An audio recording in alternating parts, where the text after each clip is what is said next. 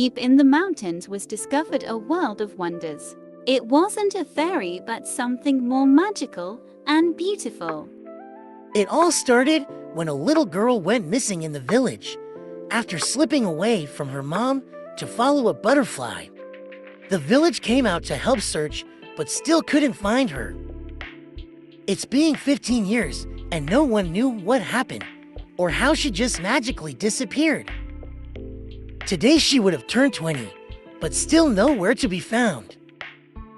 Sadly, her mom passed from depression and her dad was put in a psych ward. The little girl became a myth, the stories you tell children when you want them to not misbehave. The myth was the fairies took the little girl since they were longing for a new human to change over. The story was if you leave your parents, you could be taken by the fairies forever, and this scared the children of the village. What do you guys think happened to the little girl? Getting curious, let's continue the story. Rumors had started again after somebody went in the forest near where the little girl went missing and saw something. The man was sure he saw a human with a flower's head. So the town heard and decided to keep a village meeting. Gather at the Finn's house, everybody was excited to hear the man's story. There was food and drink. This was a storytelling live show. They gave the man a mic and he began to tell them what happened from the beginning. I have always been obsessed with the forest, so I travel from America to explore forests all over the world. He's a foreigner. The crowd started to gossip. He's American. We can't trust them, they are liars. They just want to take our lands. Shush. Okay, can we continue? I got up early to pack my equipment, then made some coffee and head out. I parked in front of the big tree at the entrance, took my backpack and went on my way. It was quiet. Only nature was alive. I started taking pictures, and that's when it happened. Behind one of the trees was a flower, but for some odd reason, the flower didn't look like it belonged there. So I captured the image and didn't take it serious, since nature is filled with unique things. I found a nice place to set up for the night. While having a sandwich, I was going through the photos I captured. For some reason, the image stood out to me, and it just looked odd. And that's when I saw it. The legs, like human legs, connected to the flower. Huh? What? Ain't no way. Like we know that fairies is just a myth. So this can't be real. He is lying.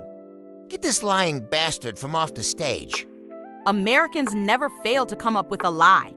Please, I'm not lying. You people are in danger. Where is the proof? I'm not finished with the story. I put down my camera and switched to a next one, but by the time I was back, the camera was smashed, and my bag gone. In shocked, I stood there for over 10 minutes. When I finally decided to take a closer look at the damaged camera, I felt someone hit me in the head.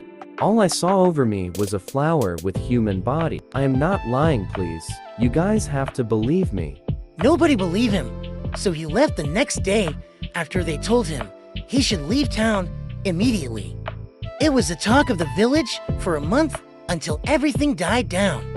Everything was back to normal until one of the villagers, encountered the unknown being. It was a hot night while sitting on my porch, just to get some fresh breeze.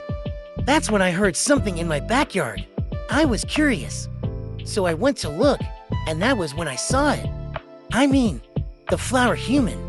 In shock, I stood there, but for some reason, it could tell I was there, and soon it ran off into the forest behind my house. He was right, I shouted. It didn't stop there though. Later in the night, I heard something again. I went and peered through the window. That's when I saw it up close. Creepy, I will say, but beautiful when you look at it more and more. It saw me and run, but I was more curious about what it wanted in my backyard. The next morning, I went to my backyard only to find my rosemary torn up. I didn't say anything to my neighbors. I kept my mouth shut. 2 nights after, it came back in my yard. This time it left a note. I read the note and it stated, "I am the missing little girl." I had to read it again. like 3 times. So I left a note for her that night. It said, "What happened to you?" The next night she responded, saying, "It's a long story, but how about you help me doctor my wound and I tell you." I hadn't been working as a doctor for over 5 years, but I still had my skill. So I agreed. It was early in the morning when I let her in through the back door so the neighbors wouldn't see.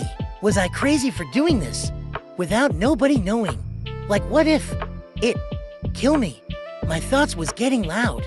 I couldn't stop staring as it walked into my house. How does it see? Was my biggest question. It sat down and I went for my kit.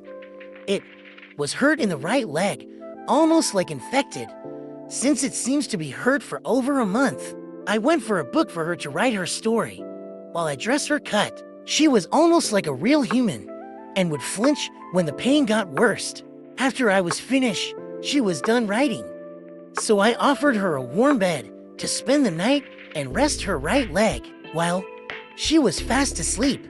I couldn't wait until the next morning to read the note. So I went to my reading area and started reading. The day I was captured is because I was too curious to follow a butterfly. My mom was busy carrying in the grocery, and so I saw this beautiful butterfly in my backyard. As a child, I didn't see the danger, so I followed it into the forest near my house. Big mistake. I got lost, and the butterfly was gone, leaving me to find my way back all alone. While walking, I cut my hand from this flowers. I then passed out. When I woke up, I couldn't see anything. I felt my face, and it was like a bud.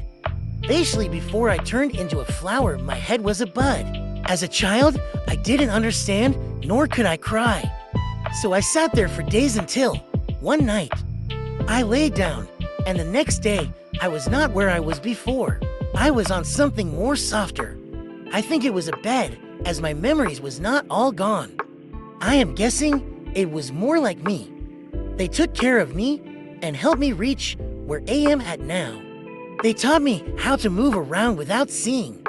But it came to the point where I was growing, and my dream was to transform back into a full human.